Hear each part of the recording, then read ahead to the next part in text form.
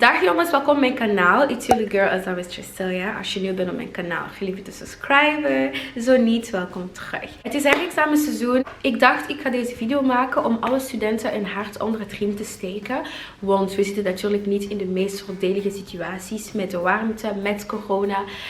Moeten werken voor sommige studenten. En dan van thuis uit leren is super moeilijk. Ik kan me inbeelden dat niet iedereen naar bibliotheken kan. Of dat niet iedereen een rustige ruimte heeft thuis om te kunnen studeren. En dus wilde ik gewoon eventjes een paar studietips delen voor de mensen die in deze warmte moeten studeren. Het allerbelangrijkste, zeker als je heel veel herexamens hebt, is dat je een selectie moet maken voor de moeilijkste vakken. Wanneer ik studeer, ik begin altijd met de moeilijkste vakken of de vakken die het meeste tijd zullen innemen. Dat zijn meestal de vakken met de meeste studiepunten. Dus je wilt ook wel genoeg tijd besteden aan die vakken om te kunnen slagen. Als jij bijvoorbeeld 5 herexamens hebt, waarvan 3 moeilijke vakken, dan kan je eerst prioriteit geven aan die 3 herexamens, want die hebben de meeste studiepunten en je wilt natuurlijk slagen. Het is ook heel belangrijk om alle samenvattingen, alle boeken, alle dingen die je hebt opgeschreven op tijd voor te bereiden. Dus het is eigenlijk niet het moment om nu nog aan de voorbereidingsfase te zitten. Nu zou je moeten studeren. Nou ja, moest dat niet gebeurd zijn, dan kan je nu nog beginnen. Een tijdsplanning hebben, heel belangrijk. Als je eerste herexamen de 17e is, moet je ten laatste de 7e beginnen studeren. Ten laatste. Het is altijd beter om ervoor te studeren, want hoe langer je studeert, hoe beter het ook blijft in je hersenen. Het is heel belangrijk om niet uit het oog te verliezen waarom dat je dit doet. Ik weet dat het een verleiding kan zijn voor heel veel studenten om nu alsnog naar buiten te gaan chillen met vrienden of te gaan genieten van het mooie weer. Maar dan loop je natuurlijk het risico dat je zulke vakken moet meenemen naar volgend jaar. En dat is het niet waard. Denk aan je toekomst. Zeker voor de laatste jaar studenten zoals ik. We moeten nu even heel erg doorzetten. Heel erg focus blijven.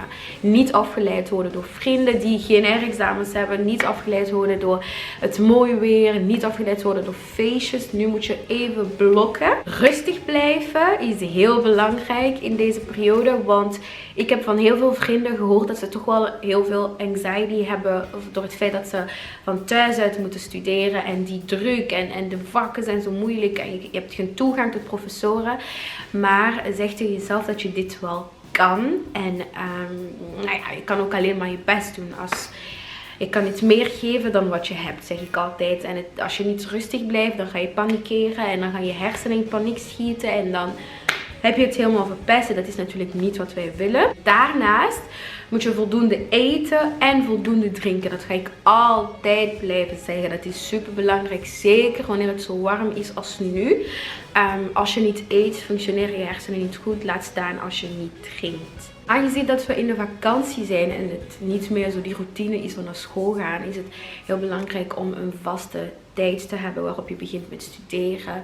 Een vaste tijd hebben waarop je gaat slapen en ook aan die tijd te houden. Het heeft natuurlijk geen zin om te bepalen dat je om 6 uur gaat beginnen om uiteindelijk om 9 uur te beginnen. Dus heel streng zijn voor jezelf is ook heel belangrijk. Ik ben altijd heel erg streng voor mezelf als het aankomt op school.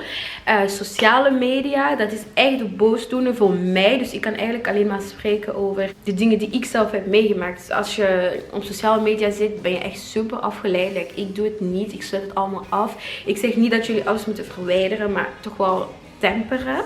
Niet zoveel op Twitter zitten, op Facebook, Instagram. Want dat zal altijd zijn, maar uw resultaten, die zijn heel belangrijk even. En niet vergeten, jullie kunnen dit. Blijf sterk. Het is jouw toekomst. Je bepaalt hoe het gaat. Hoe meer je nu geeft, hoe meer vruchten je daarvan zult plukken. Blijf doorgaan, hoe moeilijk het ook is. Maar verlies niet uit het oog waarom dat jullie dit doen. Dat is heel belangrijk. Jullie doen dit uiteindelijk voor jullie eigen toekomst. Blijf sterk, mentaal vooral. Dat het niet te zwaar wordt. Als je bepaalde vakken moet laten vallen, doe maar. Want het heeft natuurlijk geen zin om alles op je op te nemen als het mentaal niet lekker zit. Mentale gezondheid is heel erg belangrijk. Zeker op uni, op hogeschool, op either way. Niet in paniek schieten, because you know you got this, okay? Je kan alleen maar je best doen. Blijf in jezelf geloven natuurlijk. Als je niet in jezelf gelooft, dan heeft het geen zin hoeveel motivatie of tips of hoeveel aanmoedigingen dit ik kan opnemen. Als jij niet gelooft dat je het kan, nou ja, dan heeft het natuurlijk geen zin. Dus dankjewel jongens om te kijken. En ik zie jullie bij mijn volgende video. Doei!